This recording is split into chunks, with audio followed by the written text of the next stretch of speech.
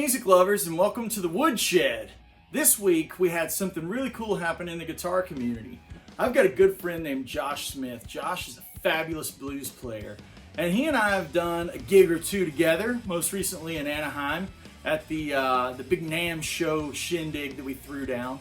Josh texted me earlier this week. He's like, yo, A Wood, give me 12 bars in A. I didn't realize that he had this whole hashtag challenge going on, and it's like hashtag Josh Smith Blues or hashtag Josh Smith 12 bar. All the cool kids are doing it.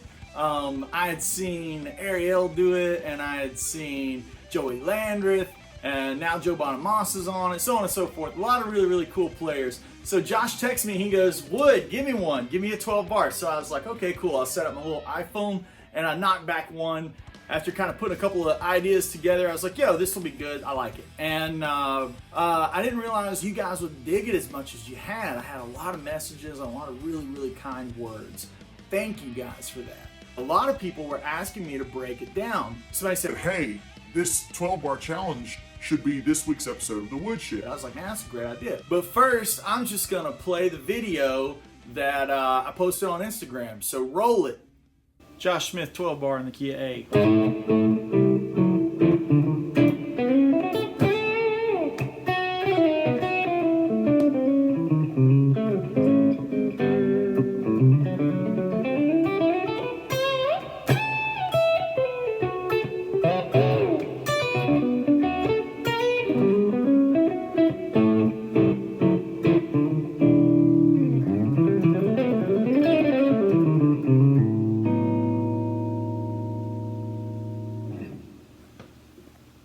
Alright, cool. That was fun. And now let's take a look at what happens.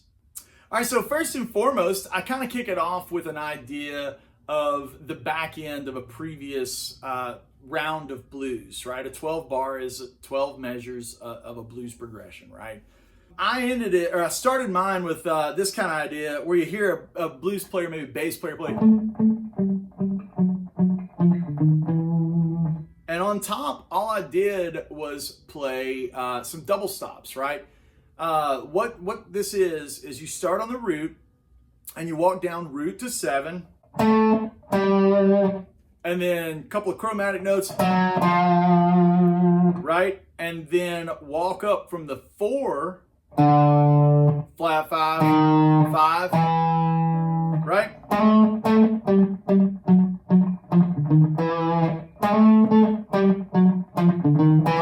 That kind of idea, right? It's just kind of like to set up the blues that's about to happen. In the top notes, all I'm doing is playing a 5 and a 1. And you get cool voicings by just leaving it like a pedal tone. And then I end on a 7th chord, an E7.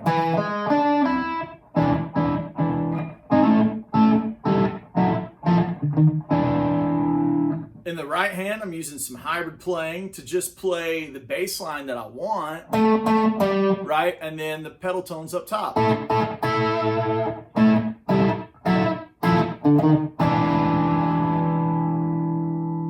Now the next line is kind of like an old school Western swing thing that you might hear somebody like Jimmy Bryant, Speedy West, that kind of thing. Very old school kind of blues lead in.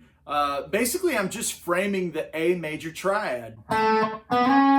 Root, slide up to 3rd, and then I play a 6 in there. Let me clarify that I'm playing root, slide to 3rd, and then a quick triplet with a 6, and then I slide up to the root. So here's that line slow. And it's really important in this, not just to think about the line that I play, but how you could use it.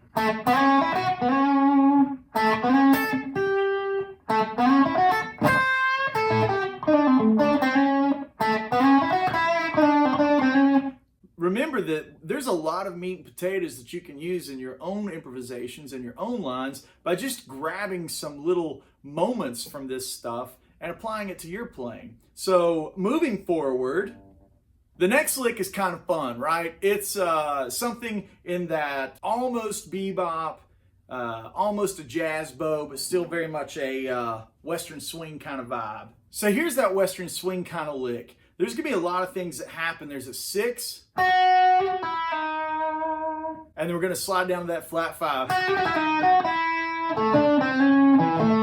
Right, so this is the lick.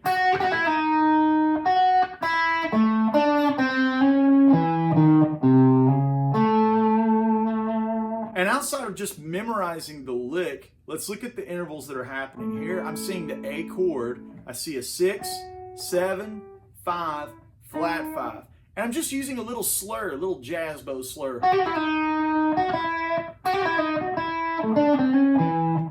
And then the interval jumps that sound all bouncy, it's where I'm actually framing some of the chord tones. You remember that one from our country lesson, right? 4, minor third, major third. And then I jump down to the 5, flat 5, and then minor third, major third again.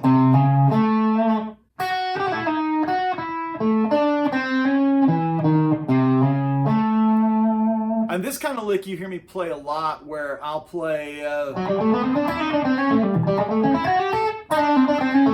and I'll just imply all of these. I'll imply all of those tones against just an A chord, or an A7, or an A13. You know. Let's take that one more time. Down to root. Frame the third. Then 5, flat 5. Minor third, major third. Root. The next part is really cool. It's a Brent Mason kind of walk down. Obviously, it goes back to Roy Nichols and Jerry Reed and those guys, but Brent was the first guy that I heard use those double stops chromatically. So I'm just giving credit how I learned it. And then obviously there's a whole lineage of where he got it, etc., so on and so forth. But anyways, you just play the root and third, and then the A string open. Root, root, third, and then we're going to slide that down chromatic. This is a great way to get the listener to know that the 4 chord is coming, right? And it leads right to that D. Okay, when we're at the D, this lick comes yet again from the library of Brent Mason, and it's something that I lifted from those Joe Diffie records and those Brooks and Dunn records, the way he would phrase triplets in like ascending chord tones, right? So we're going to outline a D7.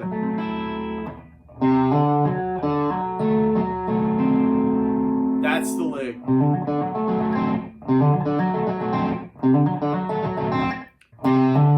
So that's 7 to 1 to 3. Open hammer. That's 1, 3, 5. And now we're going to go 3, 5, 7. And that's kind of a triplet. Da da da da da da da da. Triplet, triplet, triplet, right?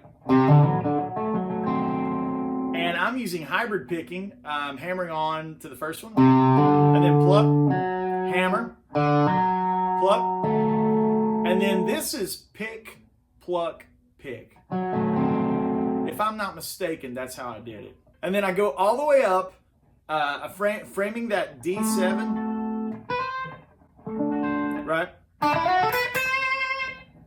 And then we go to the root. That's just an old school kind of bluesy lick that everyone has used and put their spin on. B.B. King, Albert Collins, you know, all the Kings. You know what I mean? It's just very classic. Felt like it was important to, you know, quote some things within the genre that everybody plays, you know? That's really important to me when I'm playing in any genre, is play within the language, so to speak, right? So that's 1, 5, 6. Slide down to the root, and then the... And you'll notice that from being earlier. That kind of thing, right?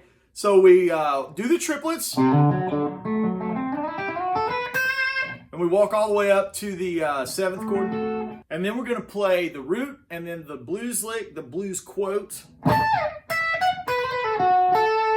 And this next little chord thing is just something cheeky to sound fun, like a horn part. And that's just putting, a 6 or a 13 on top of the A chord, right? So root, third, 5, 6, and or 13. So now we come to the section of what is typically a 5 chord, but I outlined it with a 2-5. Right? And then I even slide in something sneaky that's like this kind of thing. Okay, so that's the harmony you need to know. Over just a regular 5 chord, an E in the key of A, you can imply other things. 5 chords are a great area of any blues to kind of get away with murder. You can play chromatic. I can even sneak in some whole tone stuff.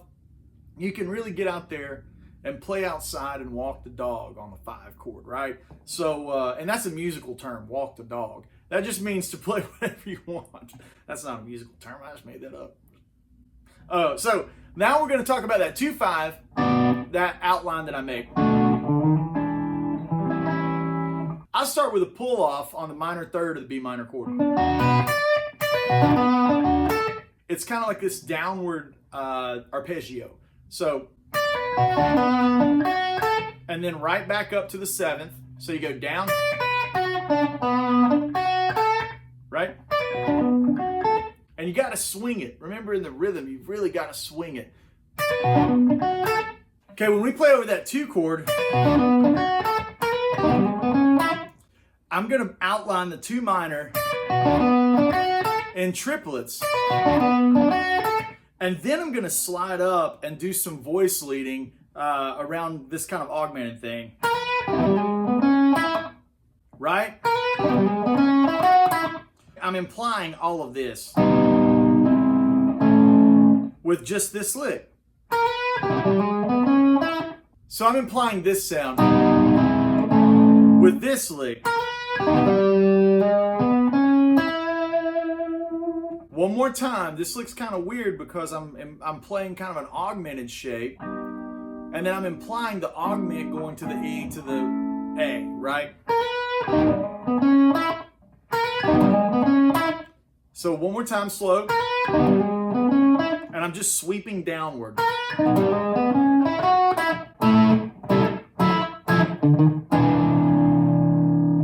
So when we're coming out of that E augment voice leading thing, I just play a couple of notes to frame the 5 chord. And then we just back to the top, that little turnaround that I played at the top.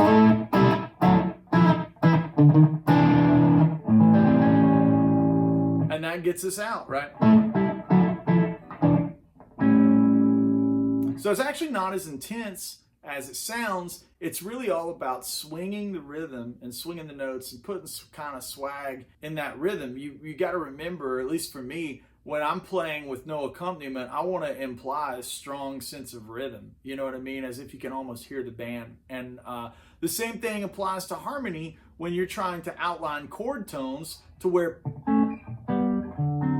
the listener knows where the chords are. That's really important, you know? You don't want to just play over A minor pentatonic over every chord change of a blues, right? You want to play each chord almost as their own kind of new key center, and it allows the listener to latch on to the thirds of the chords that you're playing over so they can hear the implied chord changes even if you're just playing single note lines. That's like fundamental great stuff to take from this episode, right? And now the last lick, I have no idea what I did. I just can tell you what I played over the really fast thing as far as an outline, right? So when I played that really fast lick at the end, it's something that just, you know, when I play fast, sometimes I'm just kind of hearing all the notes at once, right? So I'm just going to give you kind of some ideas to how to play fast through that. So I'm playing A7, but when I get here, I'm going to play minor third, and I'm not going to resolve to the major third until I'm ready, right? So I may play, and then there I'm playing the 5 and flat 5.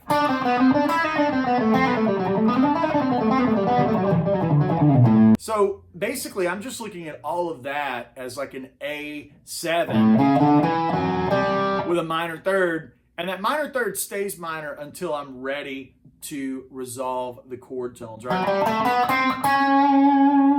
Right? So again, A7. Minor third. 5, flat 5. can play all day long out of that area. And then when I'm ready to resolve to the major, I just take the minor third and slide it up. Same thing there. It's happening down there. So I don't know the exact lick that I played, but that'll get you in the ballpark. My favorite thing on the whole improv was the root over the two. So two major over a root. Like a question mark. So what to take away from this episode? Man, I just kind of improvised that take. But what was at the forefront? Trying to have a good, strong, rhythmic groove, right? Playing the thirds over the new chords, implying a 2-5-1 over just an E7, right? Doing a little bit of voice leading at the very end with that C natural to the C sharp, okay? All in all, this was really fun for me to do, and again, thanks to Josh Smith for asking me to do it and be a part of his 12-bar challenge, and thanks to all of you cool cats for requesting me to do a Woodshed episode on this. Felt really good to think that you guys wanted to hear me do some dad licks on the old dad jazz box. Yeah, so questions about the guitar. I know everybody's going to ask. This is a Collings I-35, I think is the model number. It's basically like their 335 deal. Thanks for tuning in to this episode of The Woodshed. You can catch more content at andywoodmusic.com. You can get more one-on-one content at my Patreon. What do I mean by one-on-one content? I mean like specific questions that get a direct answer, Axe Effects patches, backing tracks, all of that kind of good stuff. You can even do Q&As on Patreon, and then I'll answer those in my live streams on YouTube. I've been doing a lot of live streams lately, so hit the bell and the subscription and all the like stuff so you can know when I go live. I do it randomly. I don't really do like the, hey, every day at 5 o'clock I'm going to stream. That's not really like how I like to work. So, yeah, make sure you hit that bell. Until next time, thank you guys so much for hanging out. Crispy high fives to everyone. We'll see you next week.